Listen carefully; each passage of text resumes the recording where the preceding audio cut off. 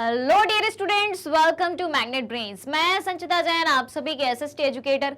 आज के सेशन में लेके आई हूँ क्लास 9th स्टूडेंट्स के लिए सामाजिक विज्ञान में राजनीति विज्ञान यानी कि पॉलिटिकल साइंस का चैप्टर नंबर 4।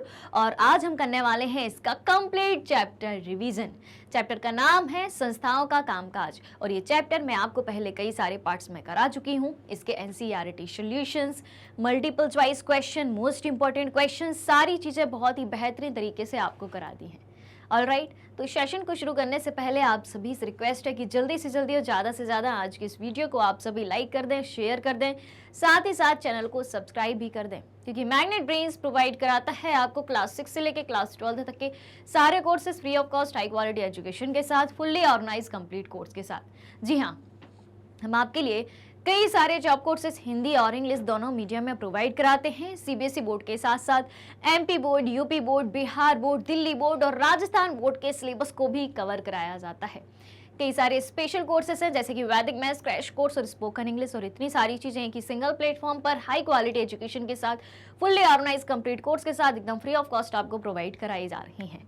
अगर आपको ई बुक्स, री नोट्स की भी जरूरत है, वीडियो के डिस्क्रिप्शन में एक लिंक दी है, जल्दी से जाना है, उस पर क्लिक करना है, सारी जानकारी पता चल जाएगी।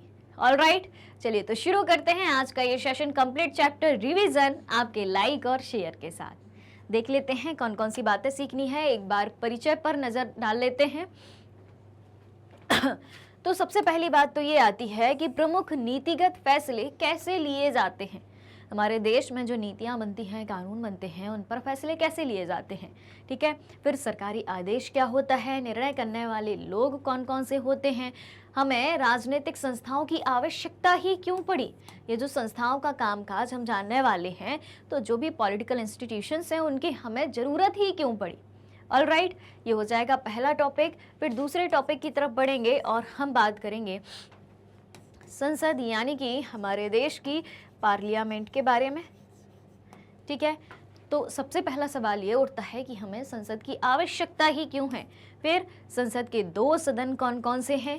फिर दो सदन जो है लोकसभा और राज्यसभा हैं, ये हम सभी जानते हैं, तो इनमें डिफरेंस क्या है, यानी कि लोकसभा बनाम राज्यसभा। ऑलराइट, फिर क्या जानेंगे, राजनीतिक कार्यपालिका के बारे में जानेंगे, पॉलिटिकल एग्जीक्यूटिव बॉडी क्या होती है। ठीक, इसके दो प्रकार होते हैं, राजनीतिक और स्थानीय कार्यपालिका। ये क्या होते हैं, कौन इनमें होता है, कैसे काम होता है, ये सब जानेंगे। फिर प्रधानमंत्री और मंत्री परिषद, प्रधानमंत्री के अधिकार, राष्ट्रपति और अंत में न्यायपालिका यानी कि भारत की जुडिशरी सिस्टम। इन सब के बारे में हम डिटेल में जानने वाले हैं। तो ये हो गया हमारे चैप्टर का इंट्रोडक्शन, जिसमें हमने एक फ्रेम रेडी कर लिया कि हमें ये चीज़ें इसमें पढ़नी है।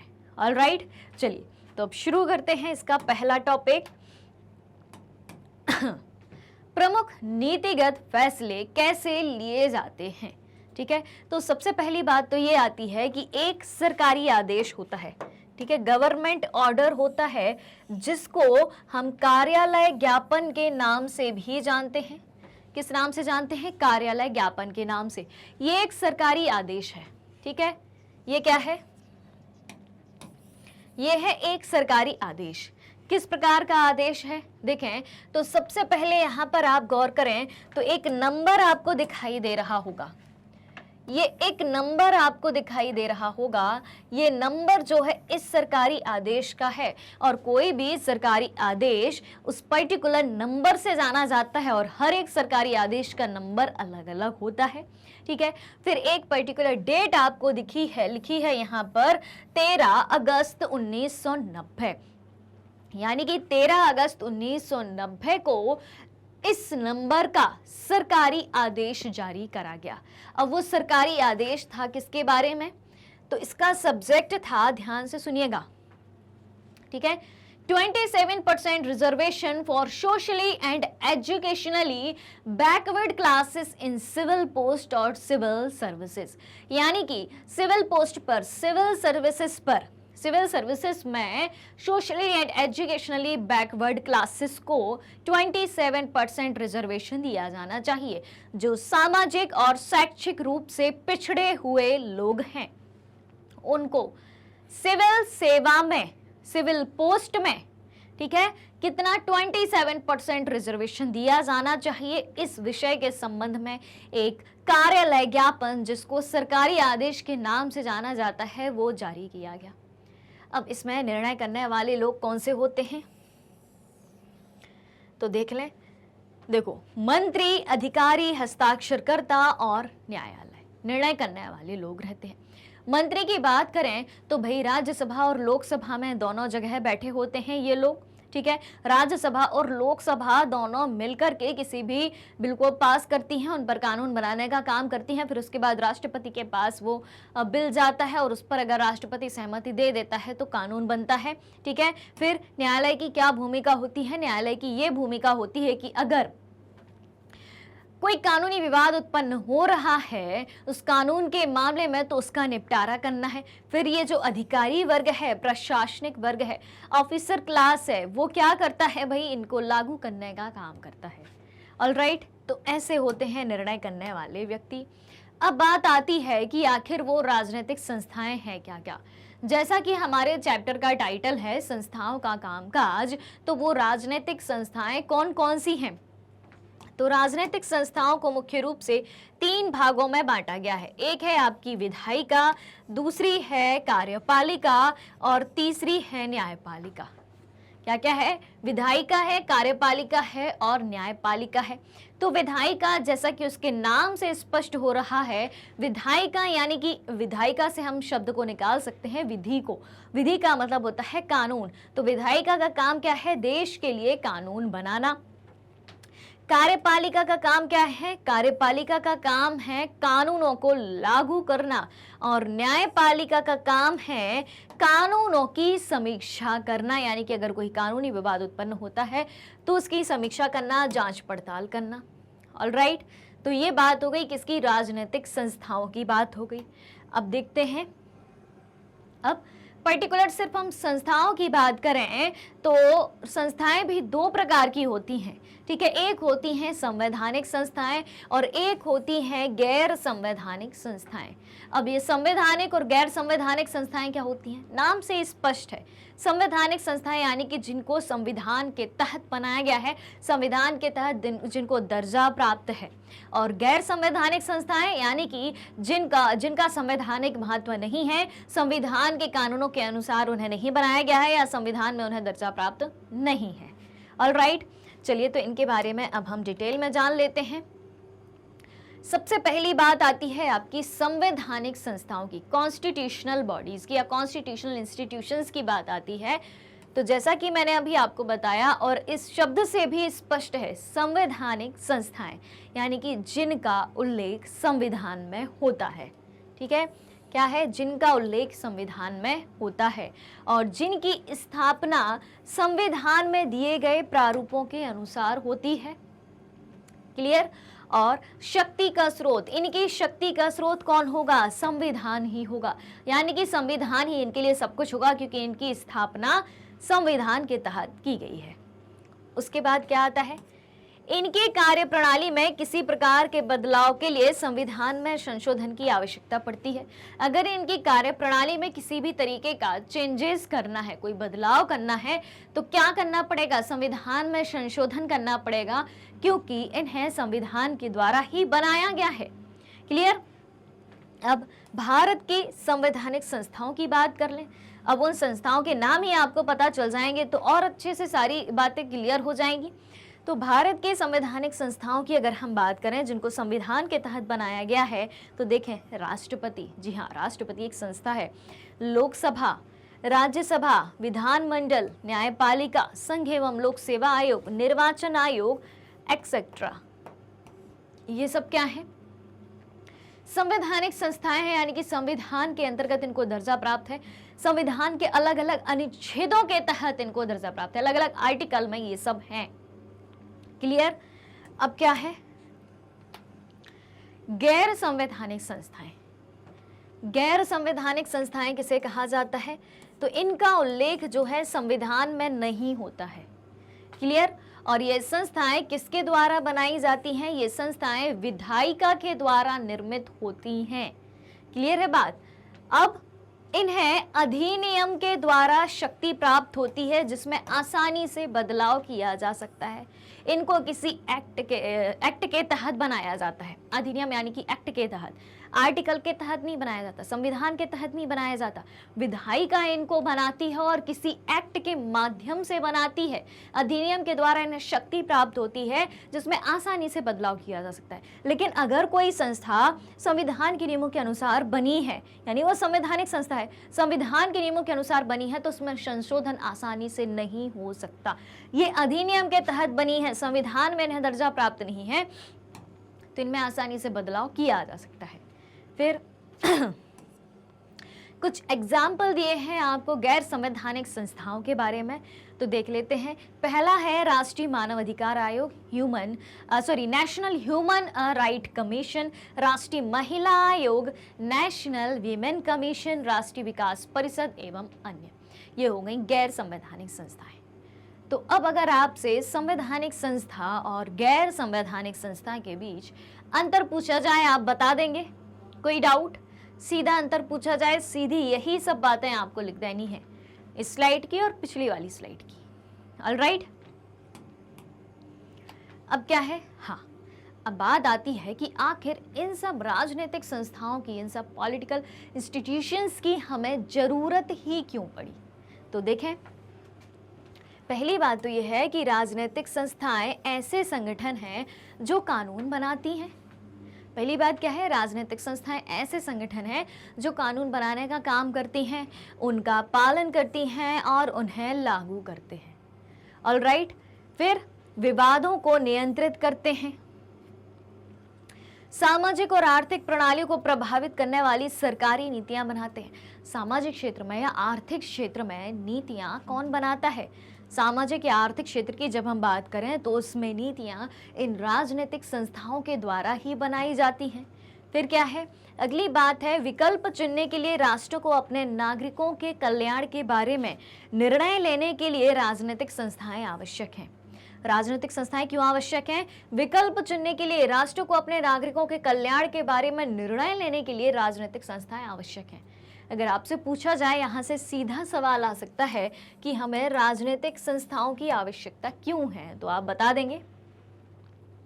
क्लियर है बात? चलिए, अब क्या है? हमें संसद की आवश्यकता क्यों है, अब हम जानेंगे इस चैप्टर के दूसरे टॉपिक को, संसद को, यानी कि पार्लियामेंट को। तो सबसे पहली बात तो ये आती है, मतलब संसद के कितने भाग हैं, अंग हैं, सदन है, वो सब हम बाद में देखेंगे। सबसे पहली बात तो ये आती है कि हमें संसद की आवश्यकता क्यों है, हमें पार्लियामेंट की जरूरत क्यों है। ठीक, पहला सवाल यही उठता है। तो देखें, हमें संसद की आवश्यकता क्यों है। तो हर लोकतंत्र में निर्वाचित जनप्रतिनिधियों की सभा, क्या कहा गया है? हर लोकतंत्र में जो निर्वाचित जनप्रतिनिधियों की सभा है, जनता की ओर से सर्वोच्च राजनीतिक अधिकार का प्रयोग करती है। तो संसद है क्या? संसद है निर्वाचित जनप्रतिनिधियों की सभा। एक लोकतांत्रिक देश में, एक लोकतांत्रिक देश में संसद का निर्माण कैसे होता है? निर्वाचित लोगों के द्वारा, चुने हुए लोगों के द्वारा। इनको हम चुनाव के माध्यम से चुनते हैं, बिल्कुल चुनते हैं। तो जब ये सब लोग एक जगह बैठते हैं तो उसको क्या कहेंगे? एक सभा कहेंगे कि नहीं कहेंगे? तो हर लोकतंत्र में निर्वाचित जनप्रतिनिधियों की सभा जनता की ओर से सर्वोच्च राजनीतिक अधिकार का प्रयोग करती है। अगर आपसे सवाल पूछा जाए, मान लो मल्टीपल चॉइस क्वेश्चन पूछा जाए या छोटा सा अति लघुत्तरी सवाल पूछा जाए कि जनता की ओर से ऐसी कौन सी संस्था है या ऐसी कौन सी संस्था है जो जनता की ओर से सर्वोच्च राजनीतिक अधिकारों का प्रयोग करती है, क्या बताएंगे आप? संसद, हमारे देश की पार्लियामेंट। ठीक, फिर क्या है? भारत में निर्वाचित प्रतिनिधियों की राष्ट्रीय सभा को संसद कहा जाता है। राष्ट्रीय सभा, जी हाँ, ये पूरे राष्ट्र की सभा है, एक देश की सभा है, क्योंकि पूरे देश से प्रतिनिधि चुनकर वहां जाते हैं, क्योंकि संसद जो है सिर्फ एक ही है पूरे देश के लिए। तो पूरे देश के अलग अलग क्षेत्रों का रिप्रेजेंट करेंगे लोग कि नहीं करेंगे? करेंगे। तो पूरे देश के लोगों को मिला के एक संसद का निर्माण हो रहा है, जिसे राष्ट्रीय सभा कहा गया है, यानी कि नेशनल असेंबली कहा गया है। Alright, clear? फिर किसी भी देश में कानून बनाने का सबसे बड़ा अधिकार किसको होता है? संसद को होता है। कानून कौन बनाएगा किसी भी देश में? कौन बनाता है? किसी भी लोकतांत्रिक देश में कानून बनाता कौन है? संसद बनाती है, उसी के पास अधिकार होता है। फिर क्या है? संसद सरकार चलाने वालों को नियंत्रित करने के लिए कुछ अधिकारों का प्रयोग करती है। जो सरकार चलाने वाले लोग हैं उनका कंट्रोल किसके हाथ में है? उनका नियंत्रण किसके हाथ में है? संसद के हाथ में है। ठीक है, तो बात आई समझ में। सर्वोच्च राजनीतिक अधिकारों का प्रयोग कौन करता है? संसद। संसद किसे कहा जाता है? भारत में निर्वाचित प्रतिनिधियों की राष्ट्रीय सभा को संसद कहा जाता है। किसी भी देश में कानून बनाने का सबसे बड़ा अधिकार किसको होता है? संसद को होता है। संसद सरकार चलाने वालों को नियंत्रित करने के लिए कुछ अधिकारों का प्रयोग करती है। तो भाई ये सब चीजें जब संसद के माध्यम से संपन्न होनी है, इन्हीं सब कामों के लिए या कार्यों के लिए हमें संसद की आवश्यकता होती है। यहाँ से जो है सीधा क्वेश्चन पूछा जा सकता है और बहुत इंपॉर्टेंट क्वेश्चन है ये कि हमें संसद की आवश्यकता क्यों है। ऑलराइट, बिल्कुल ऐसा का ऐसा आपको लिख देना है। चलिए अब क्या है कहानी। हाँ, और है अभी आगे कि संसद के पूर्ण समर्थन की स्थिति में ही सरकार चलाने वाले फैसले कर सकते हैं। जो सरकार चलाने वाले व्यक्ति हैं, फैसला उनको लेना है, ठीक है, लेकिन समर्थन किसका मिलना चाहिए? संसद का पूरा समर्थन मिलना चाहिए, तभी सरकार चलाने वाले व्यक्ति कोई फैसला ले सकते हैं, किसी निर्णय पर पहुंच सकते हैं। फिर सरकार के हर पैसे पर संसद का नियंत्रण होता है। सरकार को अपने देश में किसी परियोजना, किसी प्रोजेक्ट, किसी योजना, किसी प्लान पर पैसे खर्च करने हैं तो अपनी मर्जी से नहीं कर सकती जब तक कि देश की पार्लियामेंट की परमिशन नहीं मिल जाती। यानी कि देश के पैसे पर किसका अधिकार है? संसद का अधिकार है, क्योंकि सरकार का पैसा देश का पैसा है। देश के नागरिक ही टैक्स भरते हैं जब सरकार के पास पैसा जाता है। ठीक, फिर क्या है? संसद की मंजूरी के बाद ही सार्वजनिक पैसे को खर्च किया जा सकता है। क्या कहा गया है? संसद की मंजूरी के बाद ही सार्वजनिक पैसे को यानी कि सरकारी पैसे को खर्च किया जा सकता है। फिर क्या है? सार्वजनिक मसलों और किसी देश की राष्ट्रीय नीति पर चर्चा और बहस के लिए संसद ही सर्वोच्च संस्था है। सार्वजनिक मसले हैं यानी कि पूरे देश के कुछ मसले हैं, किसी देश की राष्ट्रीय नीति पर चर्चा करनी हो, बहस करनी हो, तो उसके लिए कौन सी सबसे ऊंची संस्था है? संसद ही सबसे ऊंची संस्था है, क्योंकि राजनीतिक अधिकार किसको प्राप्त है सबसे ज्यादा? राजनीतिक अधिकारों की सर्वोच्च संस्था कौन सी है? सबसे ऊंची संस्था है संसद। फिर क्या है? संसद किसी भी मामले में सूचना मांग सकती है। किसी भी मामले में सरकार से सूचना मांग सकती है कि काम कैसा हो रहा है, कब तक होगा, कितना पैसा खर्च होगा, कुछ भी। क्लियर? तो इन्हीं सब बातों के आधार पर हम कह सकते हैं कि हमें संसद की जरूरत है, क्योंकि हम एक लोकतांत्रिक देश के नागरिक हैं। क्लियर? इवन जो कंट्री लोकतांत्रिक नहीं होती है उसको भी संसद की आवश्यकता होती है और उसको भी डेमोक्रेटिक कंट्री बनने का जो है बनना होता है, तभी उस देश का शासन अच्छे से चल सकता है। ठीक है, तो ये बात तो हमने जान ली कि हमें संसद की आवश्यकता क्यों है। अब देखें, हाँ, अब बात करते हैं हम संसद के सदन की कि संसद में कौन कौन से सदन होते हैं। तो भाई साहब, संसद के 2 सदन होते हैं। ठीक है, सिर्फ हम सदन की बात करें, ठीक, जब हम सिर्फ सदन की बात करें तो 2 सदन होते हैं। कौन कौन से वो सदन होते हैं? सदन की बात करें तो संसद के 2 सदन होते हैं, राज्यसभा और लोकसभा। ठीक, और जब इसमें राष्ट्रपति को भी हम जोड़ देते हैं तो ये बन जाते हैं संसद के 3 अंग। ठीक है, जब हम राष्ट्रपति को भी इसमें जोड़ देते हैं तो ये क्या बन जाते हैं? संसद के 3 अंग बन जाते हैं। तो जब आपसे पूछा जाए कि संसद के 3 अंग कौन कौन से होते हैं तो आप बताएंगे राष्ट्रपति, लोकसभा और राज्यसभा। ठीक है, और इन्हीं 3 से मिलकर संसद का गठन होता है।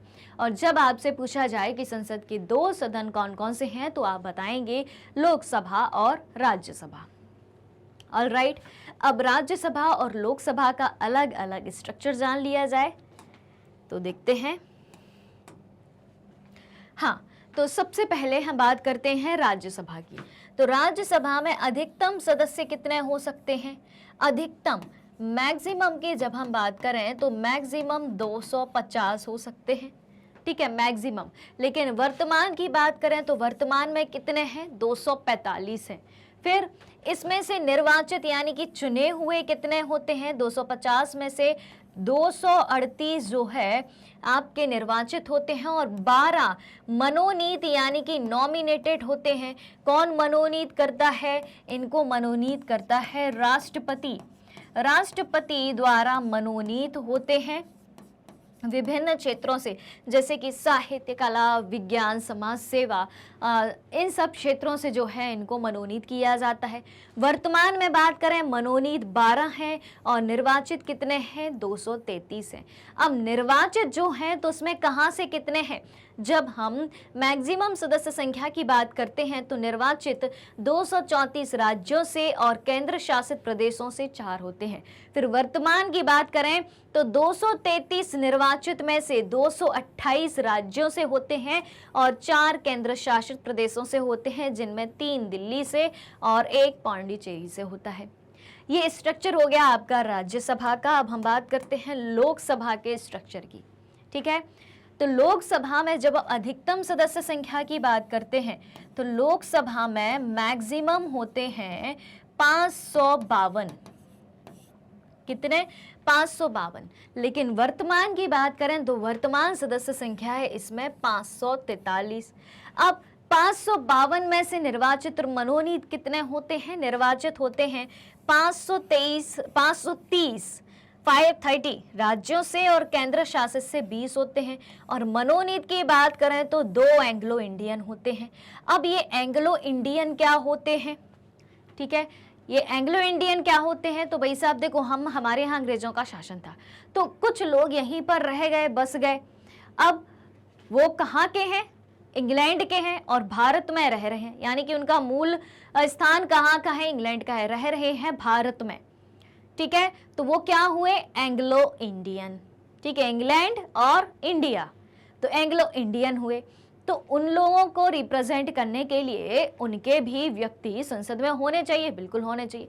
तो 2 ऐसे एंग्लो इंडियन हो सकते हैं। लेकिन वर्तमान समय की बात करें तो वर्तमान में एंग्लो इंडियन के प्रोविजन को हटाया गया है, यानी कि अब नहीं होते हैं।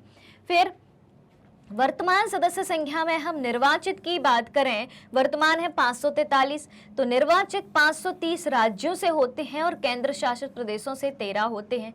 फिर मनोनीत की बात करें, नॉमिनेट की बात करें तो वही 2 एंग्लो इंडियन जिनका कंसेप्ट अब हटाया गया है, लेकिन बेसिक इंफॉर्मेशन जानना आपके लिए जरूरी है इसलिए बताया गया है। फिर केंद्र शासित प्रदेशों में से 7 दिल्ली से होते हैं और 6 अन्य केंद्र शासित प्रदेशों से होते हैं। इस तरीके से ये होता है हमारे देश की संसद का पूरा स्ट्रक्चर। संसद के 2 सदन, लोकसभा, राज्यसभा, संसद के 3 अंग, लोकसभा, राज्यसभा, राष्ट्रपति।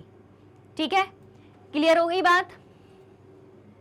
ठीक है, ये दोनों क्या है, ये दोनों सदन है और जब इन तीनों को मिला दिया जाता है, ठीक है, इन तीनों को मिला दिया जाता है संसद में, तो क्या बन जाते हैं, अंग। ऑलराइट, चलिए, तो इसका अगर आप स्क्रीनशॉट लेना चाहें तो स्क्रीनशॉट ले सकते हैं फटाफट से 2 सेकंड में, उसके बाद हम बढ़ते हैं आगे। चला जाए, चलिए। अब संसद का सदस्य अगर किसी को बनना है तो क्या अर्हताएं होना चाहिए, अर्हताएं का मतलब होता है यहां पर योग्यताएं। ठीक है, संसद का सदस्य बनने हेतु अर्हताएं या योग्यताएं, qualifications for the membership of parliament. देख लेते हैं। सबसे पहली योग्यता होती है कि वो व्यक्ति भारत का नागरिक होना चाहिए, उसको भारत की नागरिकता प्राप्त होनी चाहिए, भारत की सिटीजनशिप होनी चाहिए उसके पास।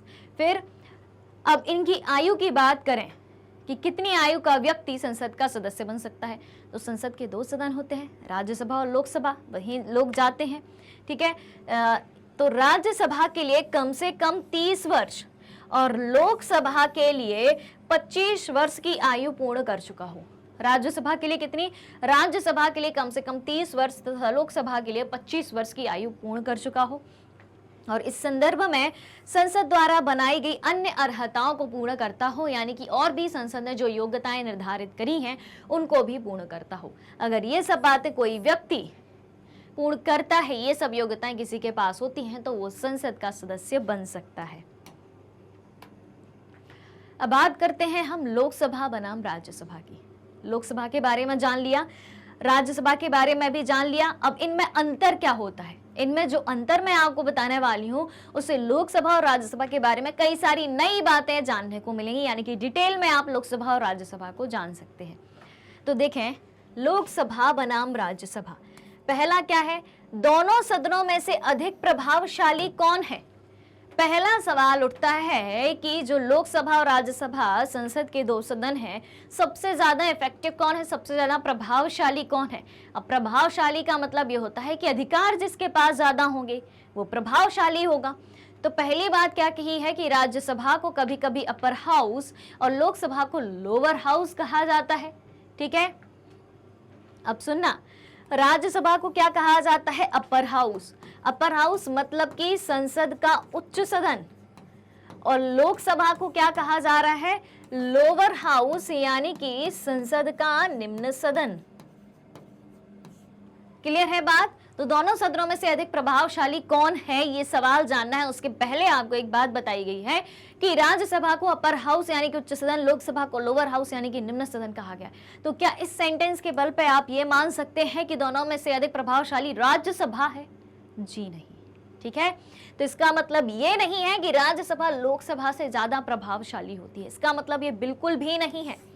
यह सिर्फ बोलचाल की पुरानी शैली है और संविधान में यह भाषा इस्तेमाल नहीं करी गई है। ठीक है, अब अपर हाउस और लोअर हाउस या उच्च सदन और निम्न सदन कहने के पीछे क्या मतलब है इसका, कि इसको जो है उच्च सदन कहा जाता है और इसको जो है निम्न सदन कहा जाता है। किसको? उच्च सदन यानी कि यहाँ पर राज्यसभा की बात है, और निम्न सदन यानी कि यहाँ पर लोकसभा की बात है। क्यों कहा जा रहा है? तो लोकसभा को निम्न सदन इसीलिए कहा जाता है क्योंकि लोकसभा का कार्यकाल 5 वर्ष का होता है। ठीक है, कार्यकाल दोनों का निर्धारित है, इनका 6 उनका 5, लेकिन लोकसभा को इसके कार्यकाल पूरा होने से पहले यानी कि 5 साल पूरा होने से पहले भी भंग कर दिया जाता है, विघटित कर दिया जा सकता है, डिसॉल्व कर दिया जा सकता है, यानी कि बीच में ही खत्म कर दिया जा सकता है सरकार को ही। लेकिन राज्यसभा को कभी विघटित नहीं किया जा सकता, ये एक स्थायी सदन होता है। कैसा होता है? स्थायी सदन। ठीक है, इसको कभी भी भंग किया जा सकता है लेकिन इसको कभी भंग नहीं किया जा सकता। क्लियर है बात। अब हमारे संविधान में राज्यों के संबंध में राज्यसभा को कुछ विशेष अधिकार दिए हैं, लेकिन अधिकतर मसलों पर सर्वोच्च अधिकार लोकसभा के पास है। आइए देखें कैसे। हम बात कर रहे थे लोकसभा बनाम राज्यसभा। ठीक है, एक अंतर तो हमने ये जान लिया कि लोकसभा को कभी भी भंग कर दिया जा सकता है, जबकि राज्यसभा को कभी भंग नहीं किया जाता है। राज्यसभा उच्च सदन है, लोकसभा निम्न सदन है, ये बात हमने सीख ली। अब जब बात आती है अधिकारों की, तो अधिकार जो है सबसे ज्यादा लोकसभा के पास होते हैं। ठीक है, राज्यसभा के पास भी हैं लेकिन लोकसभा के पास ज्यादा अधिकार होते हैं। कैसे? पहला क्या है, किसी भी सामान्य कानून को पारित करने के लिए दोनों सदनों की जरूरत होती है, बिल्कुल होती है, लेकिन अगर दोनों सदनों के बीच मतभेद हो जाए, दोनों सदन उस फैसले पर कायम ना रहे, सब अपनी अपनी बात कहें, तो अंतिम फैसला ज्वाइंट अधिवेशन में, संयुक्त अधिवेशन में होता है, यानी कि दोनों को फिर साथ में बैठाया जाएगा। लड़ाई हो गई है दोनों की, दोनों बातों से एग्री नहीं करते, साथ में बैठो, फैसला होगा। ठीक है, तो अब सदन किस सदन की सदस्य संख्या ज्यादा है? लोकसभा की। लोकसभा में कितने सदस्य हैं? 543 और राज्यसभा में 245। तो लोकसभा में सदस्य संख्या ज्यादा होने के कारण बात किसकी मानी जाएगी? किसकी बात को प्रायोरिटी दी जाएगी? लोकसभा की, यानी कि फिर लोकसभा जो फैसला देगी उसी को माना जाएगा।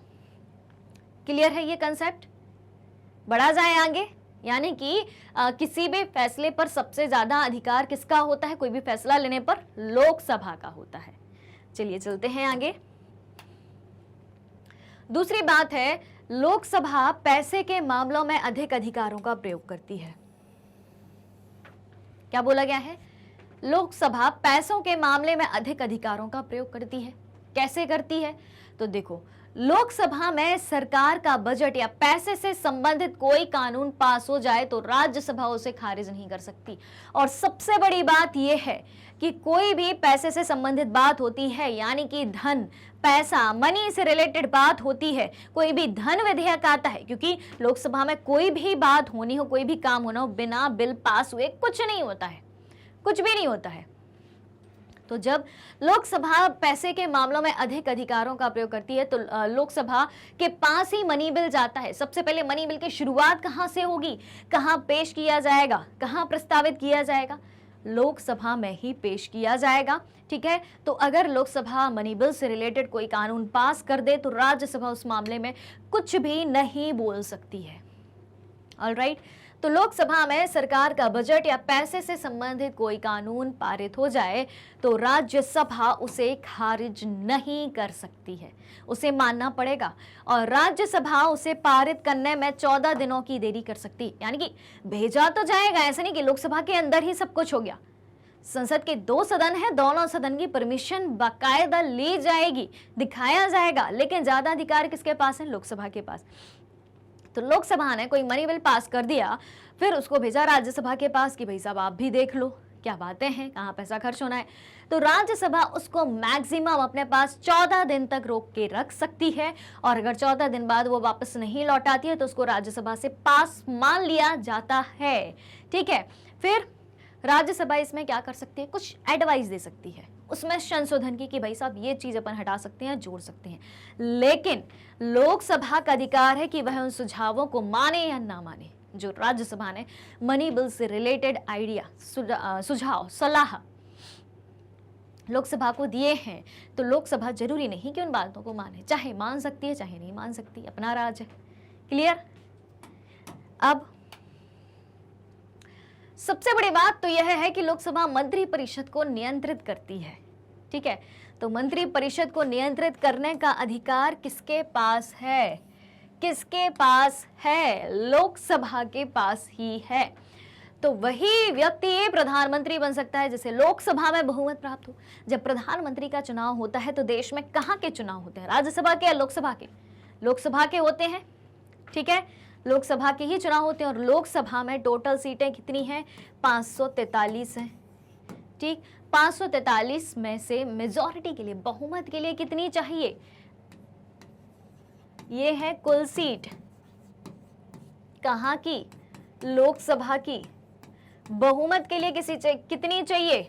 किसी भी पार्टी को जीतना है तो बहुमत के लिए कितनी चाहिए? 50% + 1 यानी कि 272, इतना ही होगा। तो अगर किसी पॉलिटिकल पार्टी ने 272 सीटें प्राप्त कर ली हैं, जीत ली हैं, उसको मेजॉरिटी मिल चुकी है, तो उस पार्टी का नेता प्रधानमंत्री बना दिया जाता है। यही होता है। तो वही व्यक्ति प्रधानमंत्री बन सकता है जिसे लोकसभा में बहुमत हासिल हो। और अगर आधे से अधिक लोकसभा सदस्य यह कह दें कि उन्हें मंत्री परिषद पर विश्वास नहीं है, अब आधे से ज्यादा लोकसभा सदस्य यानी कि 272 लोग ये कह दें कि उन्हें मंत्री परिषद पर विश्वास नहीं है, तो प्रधानमंत्री समेत सभी मंत्रियों को पद भी छोड़ना होगा। लेकिन राज्यसभा को ये अधिकार नहीं है। क्लियर? चलिए, अब क्या है? अब हम लोकसभा में एक दिन की बात करते हैं कि लोकसभा में एक दिन की कार्यवाही कैसे चलती है। तो हम एग्जाम्पल लेते हैं हमारे देश की 14वीं लोकसभा के कार्यकाल का, जो कि थी 7 दिसंबर 2004 का एक दिन था, सामान्य दिन था। ठीक है, बस एक एग्जाम्पल देने के लिए आपको यह पर्टिकुलर तारीख दिखाई गई है। ठीक, आइए इस बात पर गौर करें कि सदन में इस दिन क्या हुआ, लोकसभा में इस दिन क्या हुआ। लोकसभा की कार्यवाही समझेंगे अब हम। लोकसभा की कार्यवाही सुबह के 11 बजे से चालू हो जाती है। तो सुबह के 11 बजे विभिन्न मंत्रियों ने सदस्यों द्वारा पूछे गए करीब 250 प्रश्नों के लिखित जवाब दिए। ठीक है, तो लोकसभा के जो दूसरे सदस्य थे उन्हें मंत्रियों से 11 बजे कुछ सवाल पूछे थे, उनके लिखित में उत्तर दिए गए थे।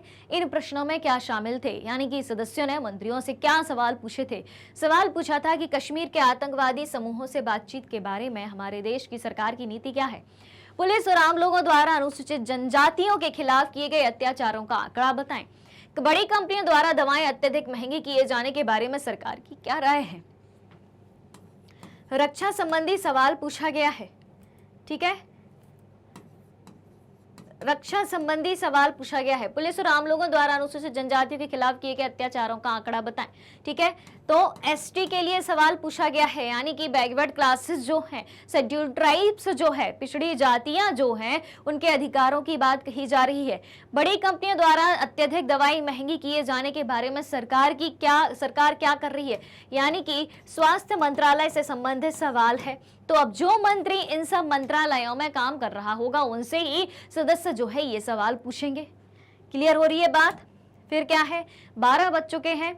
ढेर सारे सरकारी दस्तावेज चर्चा के लिए पेश किए गए। 12 बजे लोकसभा में क्या क्या दस्तावेज शामिल थे, क्या क्या डॉक्यूमेंट थे? तो भारत तिब्बत सीमा पुलिस बल में नियुक्ति के नियम से संबंधित एक डॉक्यूमेंट था। इंडियन इंस्टीट्यूट ऑफ टेक्नोलॉजी यानी कि आईआईटी खड़गपुर की वार्षिक रिपोर्ट संबंधी एक दस्तावेज था। राष्ट्रीय इस्पात निगम लिमिटेड विशाखापट्टनम की रिपोर्ट और लेखा जोखा था। 12 बजे ये सब रिपोर्ट पेश करी गई। फिर 12:02 पर क्या होता है, पूर्वोत्तर क्षेत्र यानी कि नॉर्थ ईस्ट के विकास मंत्री ने पूर्वोत्तर परिषद को पुनर्जीवित करने के बारे में बयान दिया कि हमारे नॉर्थ ईस्ट में पूर्वोत्तर परिषद को हमें फिर से जीवित करना है। ठीक है, तो रेल राज्य मंत्री ने एक वक्तव्य देकर बताया कि स्वीकृत रेल बजट के अतिरिक्त रेलवे को और अनुदान की जरूरत है, यानी कि रेलवे के विकास की जरूरत है पूर्वोत्तर में। फिर मानव संसाधन विकास मंत्री की एंट्री होती है। उन्होंने अल्पसंख्यक शैक्षिक संस्थान विधेयक 2004 के लिए राष्ट्रीय आयोग की घोषणा करी कि अल्पसंख्यक शैक्षिक संस्थान विधेयक 2004 के अंतर्गत एक नेशनल कमीशन बनाया जाएगा और उन्होंने यह भी स्पष्ट किया कि इसके लिए सरकार को अध्यादेश क्यों लाना पड़ा। तो 12:02 पर ये सारी बातें हुई। फिर 12:14 पर आप देख रहे हैं एकदम मिनट टू मिनट काम हो रहा है। ठीक है, आपको लगता होगा कि भाई राजनेता बड़े ढीले होते हैं, बहुत ऐसे काम होते होंगे आराम से, लेकिन संसद के अंदर सेकंड की भी कीमत होती है, एकदम मिनट टू मिनट काम होता है। फिर 12:14 पर कई सदस्यों ने कुछ मुद्दों को उठाया, जिनमें क्या शामिल थे। पहला था कि तहलका मामले में कुछ नेताओं के खिलाफ मामले दर्ज करने में केंद्रीय अन्वेषण ब्यूरो का प्रतिशोधात्मक रवैया, संविधान में एक आधिकारिक भाषा के रूप में राजस्थानी को शामिल करने की जरूरत। अब जैसे हम संविधान की बात करें तो 22 भाषाओं को संवैधानिक दर्जा दिया गया है, उन्हीं में ये बोला गया कि भाई राजस्थानी को शामिल किया जाना चाहिए। फिर आंध्र प्रदेश के किसानों और कृषि मजदूरों की बीमा नीतियों के नवीनीकरण की आवश्यकता पर भी जोर दिया गया। फिर क्या होता है, 2:26 पर क्या होता है, सरकार द्वारा प्रस्तावित 2 विधेयकों पर विचार करके उन्हें पारित किया गया। कौन कौन से विधेयक पास किए गए? प्रतिभूति कानून संशोधन विधेयक, प्रतिभूति ब्याज ऋण वसूली कानून का प्रत्यावर्तन संशोधन विधेयक। फिर 4 बजे क्या होता है, आखिर में सरकार की विदेश नीति और इराक की स्थिति के संदर्भ में स्वतंत्र विदेश नीति जारी रखने पर लंबी चर्चा हुई और 7:17 पर ये सब चर्चाएं समाप्त हो गईं और सदन को अगले दिन तक के लिए स्थगित कर दिया और फिर से अगले दिन दूसरे दिन, ठीक है, सदन को जहां खत्म किया था वहीं से मुद्दे फिर से उठाए गए। क्लियर है, अगले दिन के लिए स्थगित कर दिया। 11 बजे फिर से संसद खुल गई, यानी कि लोकसभा खुल गई। क्लियर, तो ये जो है आपको चीजें रटनी नहीं है कि भाई 12 बजे क्या हुआ, 12:02 पे क्या हुआ, 12:14 पे क्या हुआ, 2:26 पे क्या हुआ, या 4 बजे या 7:17 पे क्या हुआ, कुछ भी यहाँ नहीं करना है। बस आपको एक एग्जाम्पल बताया गया है कि संसद में एक दिन होता कैसा है, लोकसभा का एक दिन होता कैसा है। ठीक है, तो समय समय पर जिस बात की जरूरत होती है वो सब मसले उठाए जाते हैं। ऑलराइट, अब हम बात करेंगे पॉलिटिकल एग्जीक्यूटिव, राजनीतिक कार्यपालिका की। तो सबसे पहले इसमें बात ये आती है कि राजनीतिक और स्थायी कार्यपालिका क्या है। क्या बात आती है सबसे पहले कि राजनीतिक और स्थायी कार्यपालिका क्या है। देखें, तो कार्यपालिका के बेसिकली 2 प्रकार हैं, राजनीतिक और स्थायी। तो किसी लोकतंत्र में, लोकतांत्रिक देश में कार्यपालिका के 2 हिस्से होते हैं। कौन कौन से 2 हिस्से होते हैं? एक होता है आपका राजनीतिक कार्यपालिका और एक होता है आपका स्थायी कार्यपालिका, और स्थायी कार्यपालिका को ही प्रशासनिक कार्यपालिका कहते हैं। प्रशासनिक सेवक इसमें काम करते हैं। तो जब हम राजनीतिक कार्यपालिका की बात करें तो देखें, जनता द्वारा, अब ध्यान से सुनना इनमें अंतर क्या है, जनता द्वारा खास अवधि तक के लिए निर्वाचित लोगों को राजनीतिक कार्यपालिका कहते हैं। राजनीतिक कार्यपालिका बनने के लिए चुनाव होते हैं। चुनाव कौन करता है? जनता करती है अपने वोट के माध्यम से। खास अवधि 5 साल, ठीक है। तो जो राजनीतिक कार्यपालिका है वो निर्वाचित लोगों के साथ बनती है। जिनको कौन निर्वाचित करता है, कौन चुनता है? जनता चुनती है। ये राजनीतिक व्यक्ति होते हैं जो बड़े फैसले करते हैं। फिर दूसरी ओर लंबे समय के लिए, जिन्हें लंबे समय के लिए नियुक्त किया जाता है उन्हें क्या कहते हैं? स्थायी कार्यपालिका या प्रशासनिक सेवक कहते हैं। यानी कि इनको जनता के द्वारा नहीं चुना जाता, ये परीक्षा देते हैं, परीक्षा में पास होते हैं, उसके बाद इनका जो है सिलेक्शन होता है, तो ये इन्हें विभिन्न पदों पर बैठाया जाता है, जैसे कि कलेक्टर का पद, डिप्टी कलेक्टर का, तहसीलदार का, पुलिस में, ये सब जो विभिन्न पद हैं जो एडमिनिस्ट्रेशन में काम करते हैं, जो देश का प्रशासन संभालते हैं। ऑलराइट, तो राजनीतिक कार्यपालिका की जब बात आती है तो राजनीतिक कार्यपालिका शासन संभालती है, शासन संचालन करती है और ये प्रशासन संभालते हैं। स्थायी कार्यपालिका, ठीक है। तो क्या स्थायी किसी व्यक्ति को कलेक्टर बनाया जाता है तो क्या 2 साल 5 साल के लिए बनाया जाता? नहीं, हमेशा के लिए बना रहता है वो। तबादले भले होते रहे लेकिन रहेगा तो वो कलेक्टर की पोस्ट पे।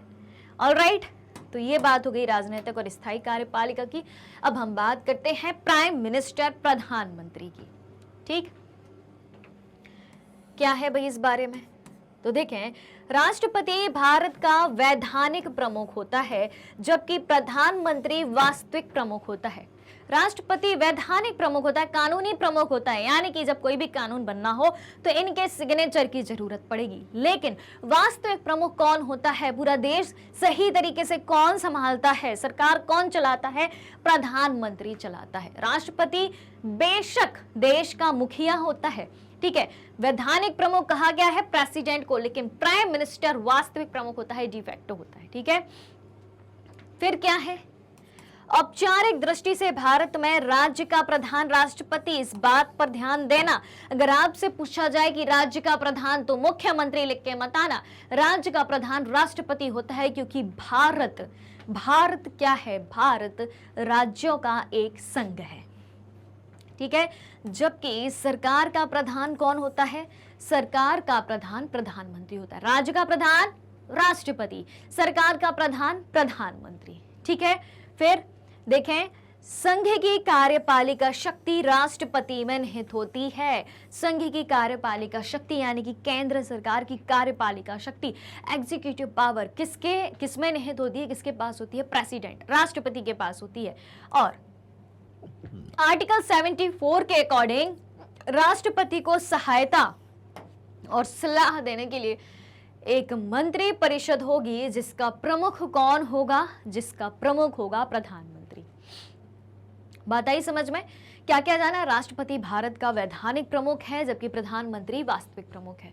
और औपचारिक दृष्टि से भारत में राज्य का प्रधान राष्ट्रपति होता है, सरकार का प्रधान प्रधानमंत्री होता है। संघ की कार्यपालिका शक्ति राष्ट्रपति के पास होती है और राष्ट्रपति को सहायता और सलाह देने के लिए एक मंत्री परिषद होती है, जिसका प्रधान प्रधानमंत्री होता है। क्लियर? अब प्रधानमंत्री की नियुक्ति कैसे होती है? प्रधानमंत्री को अपॉइंट कैसे किया जाता है? तो देखें, संविधान के अनुसार प्रधानमंत्री की नियुक्ति राष्ट्रपति करेगा। कौन करेगा? संविधान के अनुसार प्रधानमंत्री की नियुक्ति कौन करता है? राष्ट्रपति करेगा। और अन्य मंत्रियों की नियुक्ति कौन करता है? राष्ट्रपति प्रधानमंत्री की सलाह पर करेगा, ठीक है। अब प्रधानमंत्री विधायिका तथा कार्यपालिका दोनों का वास्तविक प्रधान होता है तथा मंत्रियों व राष्ट्रपति के बीच संवाद के लिए सेतु का काम करता है। अब बीच में है प्रधानमंत्री, ठीक, इधर है राष्ट्रपति और नीचे क्या है? इधर मंत्री परिषद। इधर क्या है? मंत्री परिषद है। ऑलराइट, तो राष्ट्रपति जो है राष्ट्रपति की बातों को प्रधानमंत्री मंत्री परिषद तक पहुंचाएगा, मंत्री परिषद की बातों को प्रधानमंत्री राष्ट्रपति तक पहुंचाएगा, ठीक है, यानी कि इनके बीच राष्ट्रपति और मंत्री परिषद के बीच प्रधानमंत्री एक ब्रिज का काम करता है, एक सेतु, एक पुल का काम करता है, यानी कि मध्यस्थ की भूमिका निभाता है। ऑलराइट, अब वास्तव में इन दोनों प्रकार की नियुक्तियों में राष्ट्रपति स्वतंत्र नहीं होता है। ठीक है, बोला तो गया है कि संविधान के अनुसार प्रधानमंत्री की नियुक्ति राष्ट्रपति करेगा और अन्य मंत्रियों की नियुक्ति राष्ट्रपति प्रधानमंत्री की सलाह पर करेगा, यानी कि मंत्री परिषद और प्रधानमंत्री की नियुक्ति का जिम्मा राष्ट्रपति को सौंपा गया है, करता भी है, लेकिन वास्तव में इनको अपॉइंट करने में स्वतंत्र नहीं है। क्यों? उसका काम होता है सिर्फ नियुक्त करना, बाकी चुना कैसे जाता है ना, जनता के द्वारा, चुनाव के द्वारा चुना जाता है। भाई लोकसभा के चुनाव होते हैं, ठीक है, तो लोकसभा में जिस दल का स्पष्ट बहुमत होता है, क्लियर मेजॉरिटी होती है, उसी के नेता को राष्ट्रपति जो है प्रधानमंत्री नियुक्त करता है। क्लियर? जनता चुनती है, बहुमत जिसको मिलता है वो बनेगा प्रधानमंत्री, तय है, बस अपॉइंट करने का काम होता है इनका। क्लियर है? अब क्या है मंत्री परिषद का संगठन, तो देख लेते हैं। प्रधानमंत्री सहित सभी प्रकार के मंत्रियों जैसे कैबिनेट, राज्य एवं उप मंत्री के समूह को क्या कहा जाता है? क्या कहा जाता है? मंत्री परिषद कहा जाता है। मंत्री परिषद किसे कहेंगे? प्रधानमंत्री को और प्रधानमंत्री सहित सभी प्रकार के मंत्री जैसे कि कैबिनेट मंत्री, राज्य मंत्री और उप मंत्री के समूह को मंत्री परिषद कहा जाता है। अब इन मंत्रियों की अर्हताएं यानी कि योग्यताएं क्या है? अर्हताओं का मतलब होता है योग्यता। इनकी योग्यताएं क्या है? तो देखें, मंत्री परिषद का सदस्य बनने के लिए यह आवश्यक नहीं है कि कोई व्यक्ति संसद के किसी सदन का सदस्य ही हो। अगर किसी व्यक्ति को मंत्री परिषद का सदस्य बनना है तो यह आवश्यक नहीं कि आपको पार्लियामेंट के किसी भी हाउस का मेंबर होना हो, लेकिन जब आपको मंत्री बना दिया जाता है उसके 6 महीने के अंदर आपको किसी भी संसद के किसी भी सदन की सदस्यता लेना आवश्यक होती है। तो ये होती है मंत्री बनने की योग्यता। अब भाई मंत्री बन चुके हैं, शपथ तो लेंगे कि नहीं लेंगे? तो मंत्रियों द्वारा जब हम शपथ ग्रहण की बात करें तो पद ग्रहण करने से पहले भाई जनता ने चुन लिया, ठीक है, तुमको प्रधानमंत्री द्वारा डिपार्टमेंट्स बांट दिए कि आप रक्षा मंत्री बनेंगे, आप गृह मंत्री बनेंगे, आप संचार विभाग के मंत्री बनेंगे, आप रेल मंत्रालय संभालेंगे, आप शिक्षा, आप स्वास्थ्य, जितने भी हैं सबको बांट दिए। ठीक है, अभी बट गए, अभी शपथ नहीं हुई, अभी उस कुर्सी पर बैठे नहीं है, अभी चार्ज नहीं लिया उसका, यानी कि बैठे नहीं है। ठीक है, तो पद ग्रहण करने से पहले प्रधानमंत्री सहित प्रत्येक मंत्री को अनुसूची 3 में यानी कि जो हमारी 12 शेड्यूल में से 3rd शेड्यूल है उसमें शपथ से रिलेटेड, शपथ यानी कि ओथ से रिलेटेड बातें कही गई हैं। तो अनुसूची 3 में दिए गए प्रारूप के अनुसार राष्ट्रपति के समक्ष, किसके सामने? राष्ट्रपति के सामने अपने पद और गोपनीयता की शपथ लेनी होती है। ठीक है, तो सवाल आ सकता है कि ये शपथ किसके सामने लेनी पड़ती है? राष्ट्रपति के सामने। फिर इनके कार्यकाल की बात करते हैं। मंत्री परिषद का कार्यकाल कितना होता है? तो वह अधिक से अधिक लोकसभा के कार्यकाल तक, जो सामान्यतः 5 वर्ष का होता है, अपने पद पर बनी रहती है। यानी कि जब तक लोकसभा का कार्यकाल रहेगा तब तक मंत्री परिषद का कार्यकाल रहेगा। कितना? 5 साल का। ऑलराइट, अब जानते हैं प्रधानमंत्री और मंत्री परिषद के बारे में। देखो भाई ध्यान से सुनिएगा।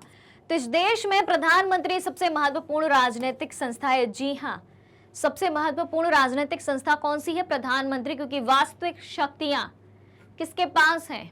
प्रधानमंत्री के पास ही हैं। फिर भी प्रधानमंत्री के लिए कोई प्रत्यक्ष चुनाव नहीं होता। आप बताओ, जब आप वोट डालने जाते हो, ठीक है, ये तो पता है कि हमारे देश में लोकसभा के चुनाव हो रहे हैं, प्रधानमंत्री चुना जाएगा, लेकिन क्या आप प्रधानमंत्री के नाम की वोट डालने जाते हो? क्या आपके क्षेत्र से प्रधानमंत्री खड़ा होता है? नहीं, आपके क्षेत्र से सांसद बनने के लिए एक उम्मीदवार खड़ा होता है और जिस पार्टी के ज्यादा सांसद चुने जाते हैं उसी पार्टी के नेता को क्या बना दिया जाता है? प्राइम मिनिस्टर बना दिया जाता है, सांसद बना दिया जाता है। ठीक है, तो प्रधानमंत्री के लिए कोई प्रत्यक्ष चुनाव नहीं होता। ये बात तो क्लियर हो गई। राष्ट्रपति प्रधानमंत्री को नियुक्त करते हैं, लेकिन राष्ट्रपति अपनी मर्जी से किसी को भी प्रधानमंत्री नियुक्त नहीं करते। किसे बनाते हैं? जिसको लोकसभा में बहुमत प्राप्त होता है। राष्ट्रपति लोकसभा में बहुमत वाली पार्टी या पार्टियों के गठबंधन के नेता को ही प्रधानमंत्री नियुक्त करते हैं। ठीक है, या तो बहुमत की सरकार हो या फिर गठबंधन की सरकार हो, उनको ही प्राइम मिनिस्टर अपॉइंट किया जाता है। फिर क्या है? किसी एक पार्टी या गठबंधन को बहुमत हासिल नहीं होता। ठीक है, अब क्या होगा? किसी एक पार्टी या गठबंधन को मेजॉरिटी नहीं मिली, तब क्या होगा? तो राष्ट्रपति उसी व्यक्ति को प्रधानमंत्री के रूप में नियुक्त करता है जिसे सदन में बहुमत हासिल होने की संभावना होती है। फिर राष्ट्रपति को यह लगता है कि भाई साहब ये व्यक्ति जो है सदन में मेजॉरिटी हासिल कर सकता है, ये व्यक्ति अपनी सरकार बना सकता है बहुमत के दम पर। फिर राष्ट्रपति उसको जो है अपॉइंट कर सकते हैं। ऑलराइट, कैसे बनता है? या तो उसको मेजॉरिटी मिले, बहुमत मिले। बहुमत नहीं मिला तो भाई गठबंधन की सरकार बना लो। गठबंधन को भी बहुमत नहीं मिला, यानी कि 272 सीटें हो ही नहीं रही हैं।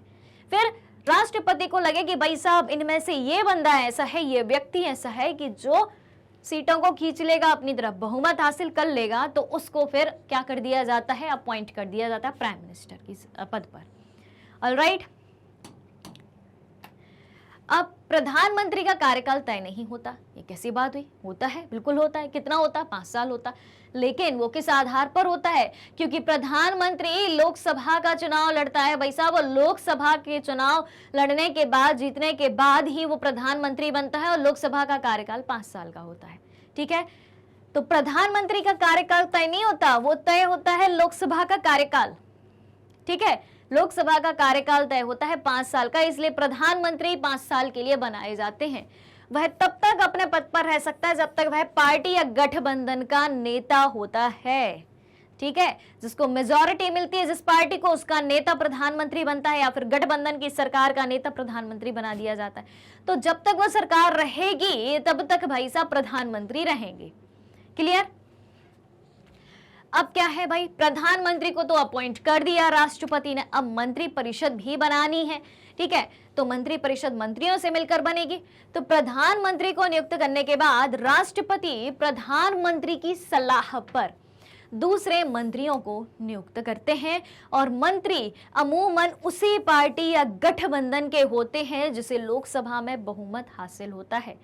तो मंत्री भी किस पार्टी के बनेंगे? अब जैसे 543 सदस्य हैं, 543 में से 272 का क्या चाहिए? बहुमत चाहिए है, और बाकी के जो सदस्य हैं, ठीक है, वो किसी दूसरी पार्टी से रिलेटेड हो सकते हैं। ये 272 जिनको बहुमत मिला है वो पार्टी ए से हैं, बाकी के तो बी, सी, डी किसी भी पार्टी से हो सकते हैं।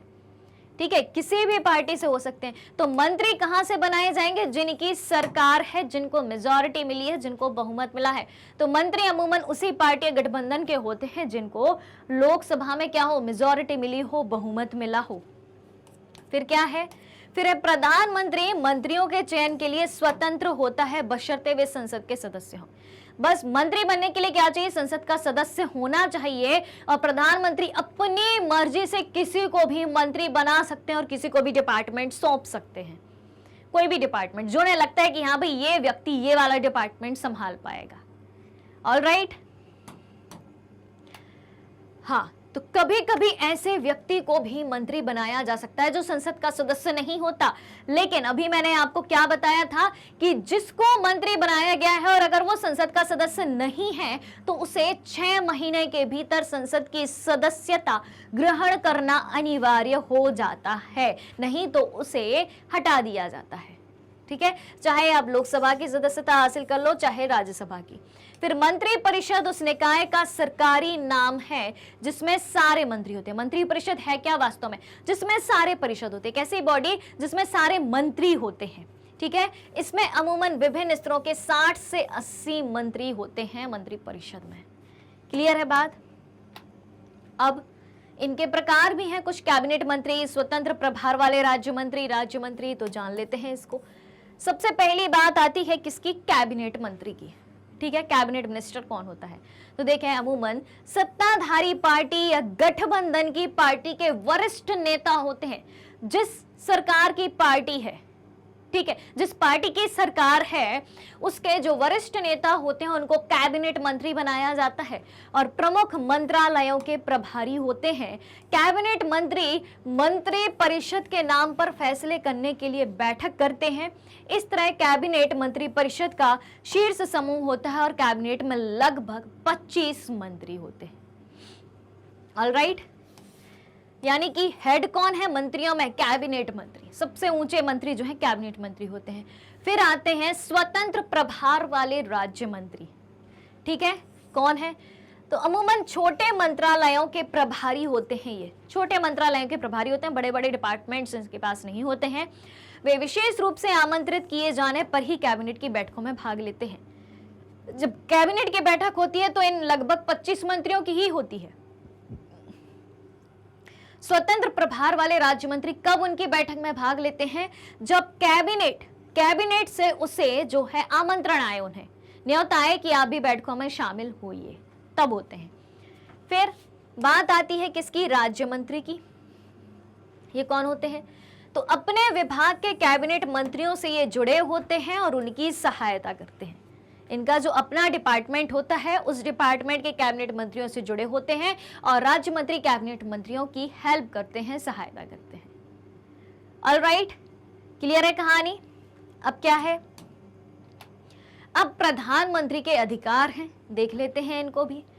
तो संविधान में प्रधानमंत्री या मंत्रियों के अधिकारों या एक दूसरे से उनके संबंध के बारे में कुछ नहीं कहा गया है कि प्रधानमंत्री और मंत्रिपरिषद के संबंध कैसे होंगे या प्रधानमंत्री के क्या अधिकार होंगे। लेकिन सरकार के प्रमुख होने के नाते, सरकार का प्रमुख कौन होता है? प्रधानमंत्री। तो सरकार के प्रमुख होने के नाते प्रधानमंत्री के व्यापक अधिकार होते हैं, यानी कि बहुत से अधिकार होते हैं। कैसे? पहला तो यह है कि वह कैबिनेट की बैठकों की अध्यक्षता करता है। ठीक है, कैबिनेट की जो बैठक होती है कौन अध्यक्षता करेगा? प्रधानमंत्री। वह विभिन्न विभागों के कार्यों का समन्वय करता है, यानी कि जितने भी डिपार्टमेंट्स हैं उनके कामों का आपस में कोऑर्डिनेशन का काम करता है और विभागों के विवाद के मामले में उसका निर्णय अंतिम माना जाता है। अगर किसी भी डिपार्टमेंट्स के बीच जो है विवाद चल रहा हो, डिस्प्यूट राइज हो रहा हो, तो अंतिम निर्णय किसका माना जाता है? प्रधानमंत्री का ही माना जाता है, प्राइम मिनिस्टर का ही माना जाता है। ऑलराइट, अब क्या है? हाँ, वह विभिन्न विभागों की सामान्य निगरानी करता है, क्योंकि डिपार्टमेंट्स जो हैं मंत्रियों को इन्हीं ने बांटे हैं, तो सब डिपार्टमेंट की निगरानी तो रखनी पड़ेगी। ठीक है, और सारे मंत्री उसी के नेतृत्व में काम करते हैं। किसकी लीडरशिप में? प्रधानमंत्री की लीडरशिप में ही काम करते हैं। फिर प्रधानमंत्री मंत्रियों को काम का वितरण और पुनर्वितरण करता है। किसी मंत्री को बर्खास्त करने का अधिकार भी होता है। प्रधानमंत्री ही मंत्रियों को काम बांटते हैं और अगर किसी मंत्री को बर्खास्त करना है, हटाना है, तो प्रधानमंत्री कर सकता है, उसका अधिकार है। और जब प्रधानमंत्री अपना पद छोड़ता है तो पूरा मंत्रिमंडल इस्तीफा दे देता है, क्योंकि प्रधानमंत्री के दम पर ये मंत्री टिके हुए हैं। प्रधानमंत्री ने रेजिग्नेशन दिया तो पूरा मंत्रिमंडल इस्तीफा दे देगा। और इस तरह अगर भारत में कैबिनेट सबसे अधिक प्रभावशाली संस्था है तो कैबिनेट के भीतर सबसे प्रभावशाली व्यक्ति प्रधानमंत्री होता है। अगर उसने अपना पद छोड़ा तो पूरे मंत्रिमंडल समाप्त हो जाएगा। ऑलराइट, चलिए चलते हैं आगे। अगली बात है कि दुनिया के सभी संसदीय लोकतंत्रों में प्रधानमंत्री के अधिकार हाल के दशकों में इतने बड़े हैं, यानी कि जितने भी पूरी दुनिया के लोकतांत्रिक देश हैं उन सब में क्या हो गए हैं? प्रधानमंत्री के अधिकार ज्यादा से ज्यादा बढ़ गए हैं कि संसदीय लोकतंत्र को कभी कभी सरकार का प्रधानमंत्री रूप कहा जाने लगा है। और राजनीति में राजनीतिक दलों, पार्टियों की भूमिका बढ़ने के साथ ही प्रधानमंत्री पार्टी के जरिए कैबिनेट और संसद को भी नियंत्रित करने लगे हैं। फिर मीडिया राजनीति और चुनाव को पार्टियों के वरिष्ठ नेताओं के बीच प्रतिस्पर्धा के रूप में पेश करके इस रुझान में अपना योगदान करती है। फिर भारत में भी हमने प्रधानमंत्री के पास ही सारे अधिकार सीमित रखने की प्रवृत्ति देखी है। ये बात हो गई। अब जैसे हम भारत के पहले प्रधानमंत्री की बात करें तो भारत का पहला प्रधानमंत्री कौन था? भारत के पहले प्रधानमंत्री थे भाई साहब जवाहरलाल नेहरू। जिनके बारे में सभी जानते हैं। तो भारत के पहले प्रधानमंत्री जवाहरलाल नेहरू ने सारे अधिकारों का इस्तेमाल किया था। क्यों? क्योंकि उनका जनता पर बहुत अधिक प्रभाव था, प्रभावशाली व्यक्ति थे। और इंदिरा गांधी भी कैबिनेट के अपने सहयोगियों की तुलना में बहुत ज्यादा प्रभावशाली थी। ये बात हो गई पुराने प्रधानमंत्रियों की। और जाहिर है कि किसी प्रधानमंत्री का अधिकार उस पद पर बैठे व्यक्ति की पर्सनालिटी पर डिपेंड करता है, उसके व्यक्तित्व पर निर्भर करता है। भले कोई भी व्यक्ति प्रधानमंत्री के पद पर बैठे, लेकिन जिसका व्यक्तित्व ज्यादा प्रभावशाली होता है, ठीक है, वही छा जाता है और वही इतिहास में याद भी रखा जाता है। लेकिन हाल के वर्षों में भारत में गठबंधन की राजनीति के उभार से अब कैसी सरकारें बनने लगी हैं, क्योंकि एक पॉलिटिकल पार्टी को मेजॉरिटी मिलती नहीं है, तो कई सारी पॉलिटिकल पार्टी मिलकर अपनी गठबंधन की सरकार बनाती हैं। तो गठबंधन की सरकार से प्रधानमंत्री के अधिकार जो है कुछ हद तक सीमित हो गए हैं। अब क्या है, हाँ, गठबंधन सरकार का प्रधानमंत्री अपनी मर्जी से फैसले नहीं कर सकता। जो गठबंधन सरकार का प्रधानमंत्री होता है वो अपनी मर्जी के अनुसार फैसले नहीं कर सकता है, क्योंकि सबको देखना है, सबने मिलकर आपकी सरकार बनाई है, उनकी बातें भी आपको माननी पड़ेगी। तो उसे अपनी पार्टी के भीतर विभिन्न समूहों और गुटों के साथ गठबंधन के साझीदारों की राय भी माननी पड़ेगी, जो गठबंधन में साथ आए हैं, आपकी सरकार बनाई है, आपको प्रधानमंत्री बनाया है, तो उनकी बात भी माननी पड़ेगी। फिर क्या है, इसके अलावा उसे गठबंधन के साझीदारों और दूसरी पार्टियों के विचारों और स्थितियों को भी देखना होता है। आखिर उन्हीं के समर्थन के आधार पर सरकार टिकी है। गठबंधन की सरकार लोगों ने बनाई, दूसरी पार्टी के नेता आपके पास आए, आपकी सरकार बनवाई उनने, ठीक है, आपको नेता बनाया, और अगर आपने उनकी बात नहीं मानी तो भाई वो अलग भी हो सकते हैं, ठीक है, और आपकी सरकार गिर भी सकती है, आपका पद भी जा सकता है। ऑलराइट, चलिए अब मंत्रिपरिषद की कार्यप्रणाली को भी देख लेते हैं फटाफट से। तो बैठक प्रायः सप्ताह में एक बार होती है। मंत्रिपरिषद की बैठक की चर्चा हो रही है, तो बैठक जो है प्रायः सप्ताह में एक बार होती है। और वैसे प्रधानमंत्री जब चाहे तब मंत्रिपरिषद की बैठक बुला सकता है, यानी कि एक सप्ताह तो है कि होगी, लेकिन अगर प्रधानमंत्री को बीच में कभी लगता है कि बैठक की मीटिंग की जरूरत है तो हो सकती है। फिर मंत्रिपरिषद बैठक की अध्यक्षता प्रधानमंत्री करता है। जो मंत्रिपरिषद की बैठक हो रही है उसकी अध्यक्षता कौन करेगा? प्राइम मिनिस्टर करेगा, और उसकी अनुपस्थिति में प्रधानमंत्री द्वारा नामित कोई वरिष्ठ मंत्री अध्यक्षता करता है। अगर प्रधानमंत्री उस समय उपलब्ध नहीं है, अवेलेबल नहीं है, तो क्या होगा? प्रधानमंत्री जिस व्यक्ति को बोल देगा, जिस सीनियर मंत्री को बोल देगा, वरिष्ठ व्यक्ति को बोल देगा, तो वो अध्यक्षता करता है। फिर क्या है, प्रायः सभी निर्णय सर्वसम्मति से लिए जाते हैं, सबकी सहमति से लिए जाते हैं। मतभेद की अवस्था में क्या होता है, निर्णय बहुमत के आधार पर लिया जाता है, यानी कि जितने मंत्रियों का बहुमत एक पक्ष में ज्यादा होगा उस आधार पर वो डिसीजन लिया जाएगा। और बहुमत से लिया गया निर्णय सभी मंत्रियों का संयुक्त निर्णय माना जाता है, यानी कि जो मंत्री उस निर्णय के पक्ष में नहीं थे उनको भी फिर वो मानना पड़ता है, क्योंकि मेजॉरिटी जिस डिसीजन की ज्यादा है वही लिया जाएगा। फिर क्या है, यदि कोई मंत्री मंत्रिपरिषद के निर्णय से सहमत नहीं है, एग्री नहीं करता, तो उसे क्या करना पड़ेगा?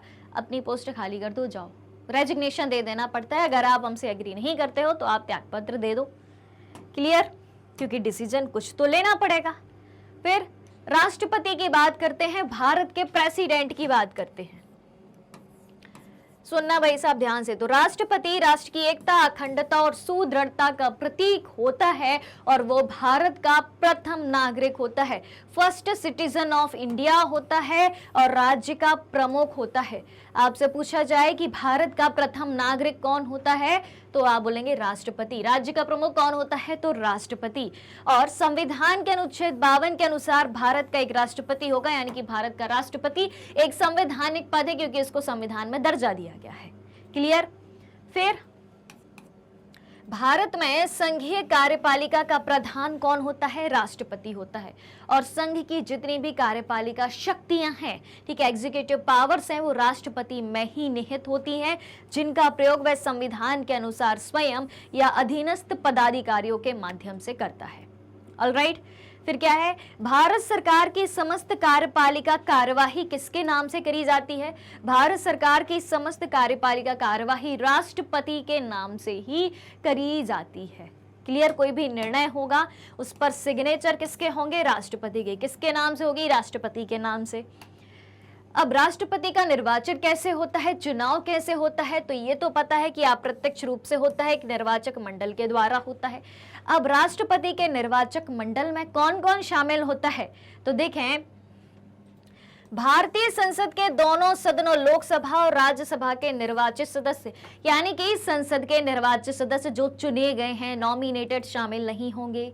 फिर राज्य विधानसभाओं के निर्वाचित सदस्य, जितने भी राज्य, 28 राज्य और 8 केंद्र शासित प्रदेश जिनकी विधानसभा है, उसमें जो विधायक चुन के गए हैं उनके द्वारा, यानी कि संसद के निर्वाचित सदस्य और राज्य विधानमंडल के निर्वाचित सदस्य, राज्य विधानसभाओं के निर्वाचित सदस्य। फिर किस पद्धति से होता है, एकल संक्रमणीय मत विधि के द्वारा होता है। फिर कितने वर्ष के लिए होता है, कार्यकाल इनका 5 साल के लिए, 5 साल बाद फिर से चुनाव होंगे। फिर क्या है, अभियोग द्वारा राष्ट्रपति को पदच्युत किया जाता है अगर 5 साल होने से पहले इनको हटाना हो, तो महाभियोग की प्रक्रिया होती है, इम्पीचमेंट की प्रक्रिया होती है और इन्हें हटा दिया जाता है। हालांकि अभी तक ऐसा हुआ नहीं है कि किसी राष्ट्रपति को बीच में से हटाया गया हो। फिर ये बात हो गई। अब क्या है, अब बात करते हैं हम हमारी न्यायपालिका की, जुडिशरी की। ठीक है, तो सबसे पहले हम बात करेंगे सर्वोच्च न्यायालय का गठन। सर्वोच्च न्यायालय यानी कि सुप्रीम कोर्ट, ठीक है, और इसे उच्चतम न्यायालय भी कहा जाता है। सर्वोच्च न्यायालय, सुप्रीम कोर्ट या उच्चतम न्यायालय एक ही बात है। तो संविधान के अंतर्गत भारत में एक उच्चतम न्यायालय यानी कि सुप्रीम कोर्ट की स्थापना करी गई है। अब जल्दी से कमेंट करके बताओ कि भारत का सुप्रीम कोर्ट कहां है, किस शहर में स्थित है भारत का सुप्रीम कोर्ट। जल्दी जल्दी जल्दी कमेंट तेजी से आना चाहिए। ठीक है, तो देखें कहां है, दिल्ली में है, सीधी बात। ठीक है, भारत की राजधानी।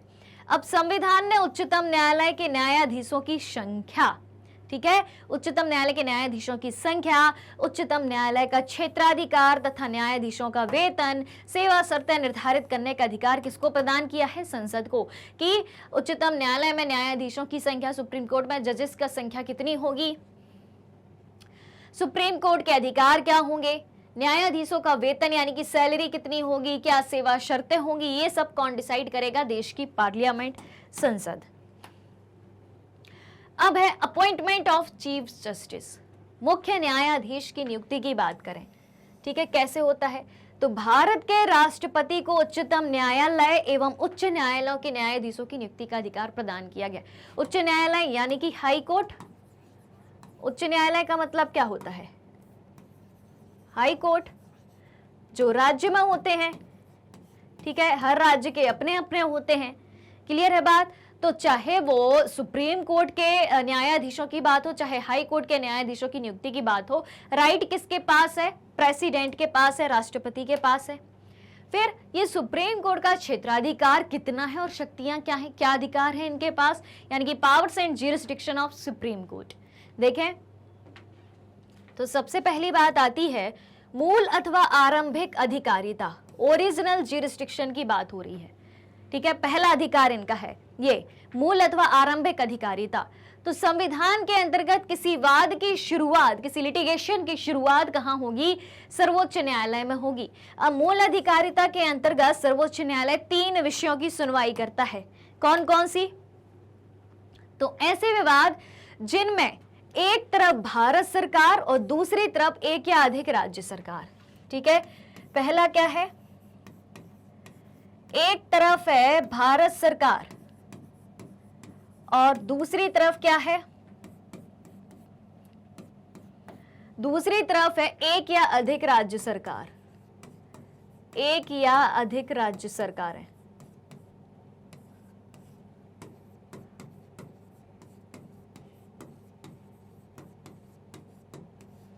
फिर क्या है, ऐसे विवाद जिनमें एक तरफ एक या अधिक राज्य हो। अब इधर क्या होगा, दूसरा वाद कौन सा सुलझा सकती है, एक या अधिक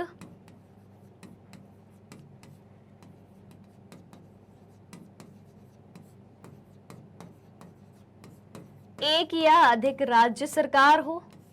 ठीक है, और दूसरी तरफ भी क्या हो, एक या अधिक राज्य सरकार। ठीक है, एक या अधिक राज्य सरकार और दूसरी तरफ भी एक या अधिक राज्य सरकार।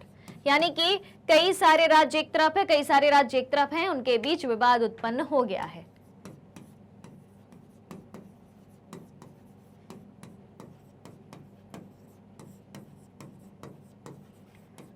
फिर तीसरी बात क्या आती है, ऐसे विवाद जिनमें एक और भारत सरकार तथा एक या अधिक राज्य हो और दूसरी तरफ एक या अधिक राज्य हो। यानी कि यहां पर तीसरा वाद कैसा हो सकता है कि भारत सरकार के साथ एक या अधिक राज्य हो,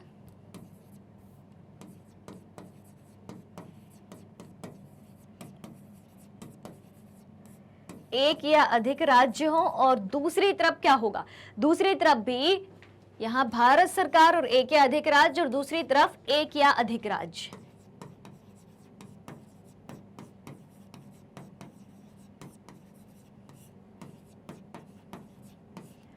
क्लियर है कहानी। तो इस तरीके के विवाद जो हैं कौन निपटाता है, किसका अधिकार है, सुप्रीम कोर्ट का अधिकार है, जो उसका मूल अधिकारिता के अंतर्गत आता है। अब दूसरा अधिकार होता है इनके पास अपीलीय अधिकारिता, अपीलिएट ज्यूरिसडिक्शन। ये क्या होता है, तो जब किसी भी व्यक्ति को कहीं न्याय नहीं मिल रहा हो, चाहे वो सिविल मामला हो चाहे क्रिमिनल मामला हो, ठीक है, तो सर्वोच्च न्यायालय सिविल तथा आपराधिक सभी तरीके के मामलों में अपील का अंतिम न्यायालय है। यानी कि जब कहीं न्याय नहीं मिला, आप सबसे अंतिम न्यायालय में कहा जा सकते हैं, आप सुप्रीम कोर्ट में जा सकते हैं, चाहे वो सिविल मामला हो चाहे क्रिमिनल मामला हो, यानी कि आपराधिक मामला हो। ठीक है, क्लियर है, ये बात हो गई। और एक और अधिकार होता है परामर्शदात्री अधिकार, कंसल्टेशन राइट। किसके पास, सुप्रीम कोर्ट के पास, सर्वोच्च न्यायालय के पास। किस तरीके का, कि राष्ट्रपति अगर सुप्रीम कोर्ट से कोई सलाह लेना चाहे तो सुप्रीम कोर्ट राष्ट्रपति को सलाह दे सकती है, लेकिन यह जरूरी नहीं है कि सुप्रीम कोर्ट द्वारा दी गई सलाह को प्रेसिडेंट यानी कि राष्ट्रपति माने ही। ऐसा किसमें कहा गया है, आर्टिकल 143 में कहा गया है। तो ये हो गए सुप्रीम कोर्ट के अधिकार और इसी के साथ आज का अपना ये सेशन खत्म होता है। संस्थाओं का कामकाज, यह है अपना चैप्टर जिसमें हमने विधायिका, कार्यपालिका और न्यायपालिका इन सब के बारे में डिटेल में जाना है। विधायिका जिसका काम होता है कानून बनाना, कार्यपालिका लागू करना। कार्यपालिका के दो प्रकार, राजनीतिक कार्यपालिका, स्थायी कार्यपालिका। फिर उसके बाद न्यायपालिका के बारे में भी जाना। न्यायपालिका जिसका काम होता है कानूनी विवादों का निपटारा करना। इस तरीके से इतनी सारी चीजें हमने एक ही चैप्टर में जानी। संसद, पूरी संसद के बारे में जाना, संसद के 3 अंग, संसद के 2 सदन, किसका क्या काम है, किसमें क्या अंतर है। ठीक है, राजनीतिक कार्यपालिका कैसे बनती है, स्थायी कार्यपालिका कैसे बनती है, इनमें अंतर क्या है, काफी सारी चीजें जानी। ओवरऑल हमने काफी सारी पॉलिटिक्स को आज के सेशन में जाना। उम्मीद है सारी बातें आपको समझ में आ गई होंगी और अगर कहीं भी कोई डाउट है, कोई भी समस्या है तो मुझे कमेंट करके बताइए, आपके हर एक सवाल का जवाब दिया जाएगा। तो चलिए चलते हैं और मिलते हैं जल्दी ही अगले सेशन में। तो अगर आप हमारे डेली के लाइव सेशन और रिकॉर्डेड सेशन से जुड़ना चाहते हैं, सारी चीजें उपलब्ध हैं मैग्नेट ब्रेन्स के यूट्यूब चैनल, वेबसाइट और एप्लीकेशन पर। मैग्नेट ब्रेन्स इंडिया का number 1 100% free online education platform है। इसके अलावा अगर आप ई बुक्स और ई नोट्स भी चाहते हैं उसकी लिंक भी वीडियो के डिस्क्रिप्शन बॉक्स में दी गई है, वहां से आप अवेल कर सकते हैं। हमारे पास आपके लिए कई सारे टॉप कोर्सेस हिंदी और इंग्लिश दोनों मीडियम में अवेलेबल हैं। सीबीएसई बोर्ड के साथ साथ Delhi board, Bihar board, UP board, MP board, Rajasthan board के सिलेबस को कवर कराया जाता है। काफ़ी सारे स्पेशल कोर्सेस हैं जैसे कि वैदिक मैथ्स, क्रैश कोर्स और स्पोकन इंग्लिश, और इतने सारे कोर्सेस एक सिंगल प्लेटफॉर्म पर हाई क्वालिटी एजुकेशन के साथ, फुली ऑर्गेनाइज कंप्लीट कोर्स के साथ एकदम फ्री ऑफ कॉस्ट आपको प्रोवाइड कराए जाते हैं। मैग्नेट ब्रेन्स यूट्यूब के अलावा अदर सोशल मीडिया प्लेटफॉर्म जैसे कि Facebook, Instagram, Twitter, Telegram, WhatsApp पर भी उपलब्ध है। आप हमें यहाँ भी फॉलो कर सकते हैं, यहाँ से भी सारी जानकारी प्राप्त कर सकते हैं। तो आज के सेशन को ज़्यादा से ज़्यादा लाइक और शेयर करते हुए चैनल को सब्सक्राइब भी करना है। हमारे साथ बने रहिए, जुड़े रहिए, पढ़ते रहिए, खुश रहिए। Thank you so much.